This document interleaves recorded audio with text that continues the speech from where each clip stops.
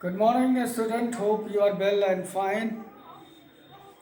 आज हम CBSE class के लिए लेके आए हैं सब्जेक्ट कोड 165। इसमें एक टॉपिक है, बड़ा कॉमन टॉपिक है, कई बार बच्चे इसको मिस आउट कर जाते हैं। बड़ा इजी मेथड है, अगर इजी तरीके से इसको समझ लें तो बहुत इजीली से आप इसको कर सकेंगे। जैसे हम बात करेंगे आज प्रोसेसिंग यूनिट की, आपके एक चैप्टर का पार्ट है, एक टॉपिक है प्रोसेसिंग यूनिट को हम समझ लेते हैं क्या होता है। सबसे पहली बात तो प्रोसेसिंग यूनिट यानी हार्डवेयर से रिलेटेड है, थोड़ा ध्यान दीजिएगा, हर चीज़ समझ आएगा। सेंट्रल प्रोसेसिंग यूनिट जब आपने कंप्यूटर पढ़ा होगा तो सीपीयू को समझा होगा। सेंट्रल प्रोसेसिंग यूनिट, ये सीपीयू जो मेंटेन होता है वो एक्चुअल में तीन चीज़ों से मिलकर बना होता है। पहला तो मेमोरी यूनिट होती है, दूसरा कंट्रोल यूनिट,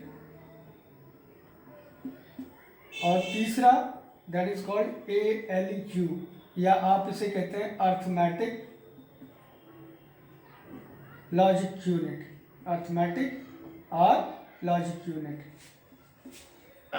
अब सारी चीज़ों को हम समझ लेते हैं। प्रोसेस शुरू से ही प्रोसेसिंग यूनिट को पूरी तरीके से हम रिवाइज कर लेते हैं। यानी सीपीयू इन्हीं तीन पार्टों से मिलकर बना हुआ है, अगर हम देखें तो इन्हीं तीनों से मिलकर बना हुआ है सीपीयू। उसके बाद क्या आता है, इनपुट ऑपरेशन या आउटपुट ऑपरेशन, ठीक है। यानी इनपुट आउटपुट होता है किससे, आपने देखा होगा कीबोर्ड आप लगाते हैं, माउस लगाते हैं, सीपीयू के अंदर अटैच कर देते हैं, उसके साथ साथ वीडियो होता है, यानी विजुअल डिस्प्ले यूनिट, VDU जिसको आप बोलते हैं, विजुअल डिस्प्ले यूनिट। अब इन तीनों से मिलकर बना है। आज हम समझेंगे सबसे पहला topic memory unit. Memory unit जो होती है वो एक्चुअल में जो कंप्यूटर के अंदर मेमोरी हम लोग इस्तेमाल करते हैं, एक्चुअल में मेमोरी होती कितने टाइप्स की है। मेमोरी आर टू टाइप्स, पहली होती है प्राइमरी मेमोरी और दूसरी होती है secondary memory. Primary memory and secondary memory. अब इन सब का क्या काम है पहले वो समझ लेते हैं।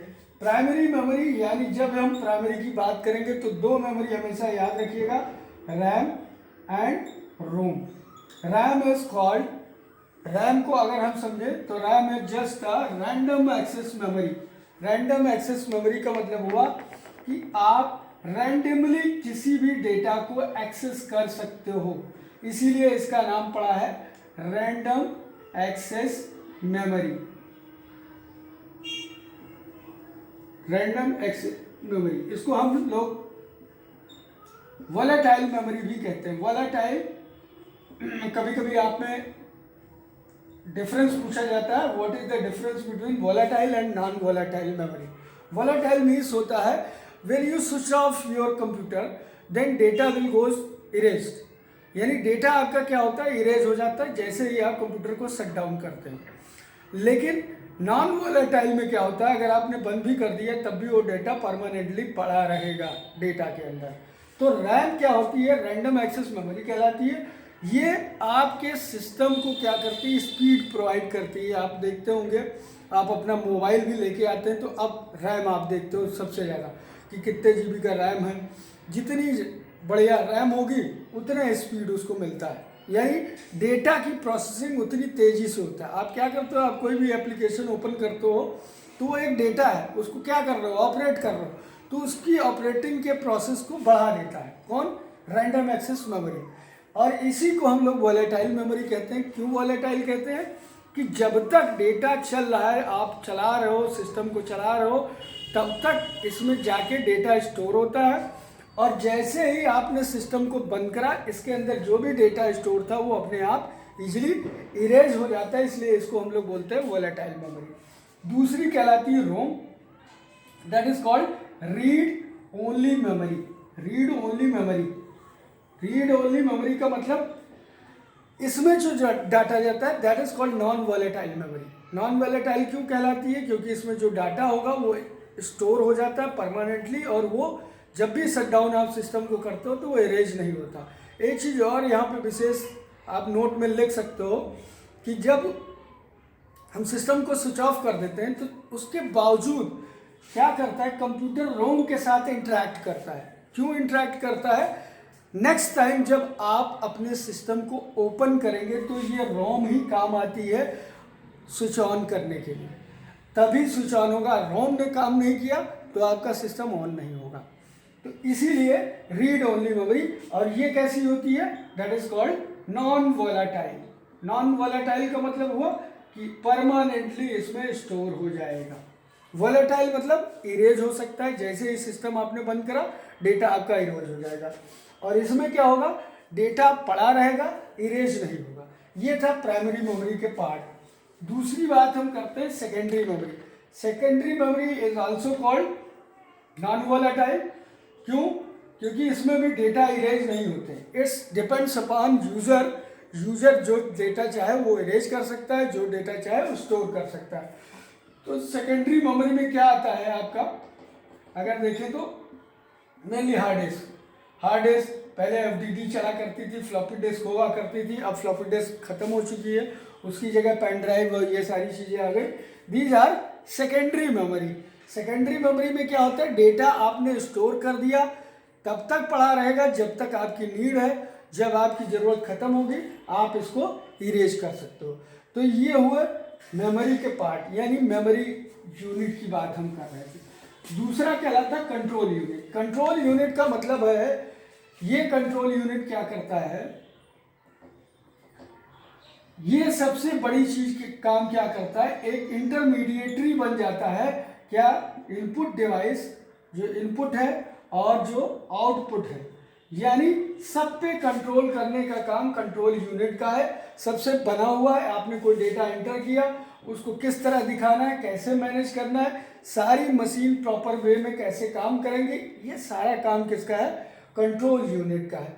उसके बाद एक टॉपिक आता है that is called ALU। ALU means arithmetic and logic unit. Arithmetic and logic unit सीधा सा फंडा, आप अर्थमेटिक समझते होंगे, अर्थमेटिक के क्वेश्चन भी सॉल्व करते हैं। अर्थमेटिक का हुआ प्लस माइनस मल्टीप्लाई डिवीजन, ये सारे क्या है, अर्थमेटिक हैं। यानी जब कंप्यूटर प्लस करता है या माइनस करता है या सब्ट्रैक्ट करता है या एडिशन करता है या डिवीजन करता है, तो वो सारा प्रोसेस क्या कहलाता है, अर्थमेटिक प्रोसेस कहलाता है। इसलिए इसको हम लोग अर्थमेटिक यूनिट कहते हैं। दूसरा लॉजिक की बात करें तो लॉजिक का मतलब होता है क्या, लॉजिक मतलब ग्रेटर देन, लेस देन, ये सारा क्या होता है, लॉजिक यूनिट होता है। तो अर्थमेटिक एंड लॉजिक यूनिट जो होती है वो बेसिकली कंप्यूटर के अंदर यही काम करती है कि वो सारे प्रोसेस को अर्थमेटिकली करती है, यानी एडिशन करती है, सब्ट्रैक्शन करती है, डिवीजन करती है, मल्टीप्लिकेशन करती है। और लॉजिक यूनिट उसमें साथ साथ जुड़ा होता है, दोनों होते हैं। तो लॉजिक क्या करता है, greater than, less than, greater than, equal to, less than, equal to, ये सारे लॉजिक्स का काम किसका है, अर्थमेटिक लॉजिक यूनिट का। यानी प्रोसेसिंग यूनिट में आज हमने सीखा तीन चीज़ें क्या क्या होती है। CPU divided into 3 parts. Number 1 is called memory unit, number 2 is called control unit, number 3 is called arithmetic and logic unit. ये तीन चीज़ें बेसिकली याद कर लीजिएगा। और उसके बाद मेमोरी 2 पार्ट में बच जाती है। जो मेमोरी यूनिट है वो 2 तरीके की होती है। Number 1 that is called primary memory and number 2 that is called secondary memory. जब प्राइमरी मेमोरी की बात करते हैं तो यहाँ पे 2 तरीके की मेमोरी हमें मिलती है। एक होती है RAM, that is called random access memory, and second one is called ROM, यानी read only memory. RAM is a volatile memory, it's means data will be erase when you shut down your computer. जैसे ही data इसमें store होगा, आपने shut down किया, data erase कर जाएगा। ROM is non volatile memory because इसमें जो भी डेटा होगा वो एक बार लिख दिया गया तो वैसे ही पड़ा रहेगा, या पड़ा हुआ है तो पड़ा ही रहेगा जब तक कि उसे हम इरेज ना करें। और उसके बाद सेकेंडरी मेमोरी की हम जब बात करें, ये भी नॉन वोलेटाइल है। इनमें जो भी डेटा आपने स्टोर किया, इसको हम लोग हार्ड डिस्क बोलते हैं, मेमोरी आपने पेन ड्राइव देखा होगा, ये सारी क्या है, सेकेंडरी मेमोरी है।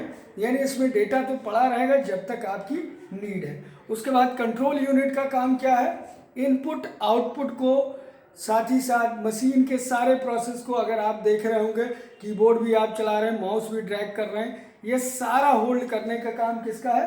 कंट्रोल यूनिट का। उसके बाद थर्ड हमने आपको बताया that is called arithmetic and logic unit. Arithmetic and logic unit का काम क्या है? एडिशन, सब्ट्रैक्शन, डिवीजन, मल्टीप्लिकेशन, इन सब का काम अर्थमेटिक का है। और साथ साथ लॉजिक लगाते हुए चलते हैं, यानी less than, greater than, less than equal to, greater than equal to, ये सारे किस में आते हैं? अर्थमेटिक एंड लॉजिक यूनिट में। तो आज के लिए इतना ही रिवीजन कर लेते हैं। क्लास 9 के बच्चों में ये ज़्यादा है, इसको अच्छे से प्रिपेयर कर लें।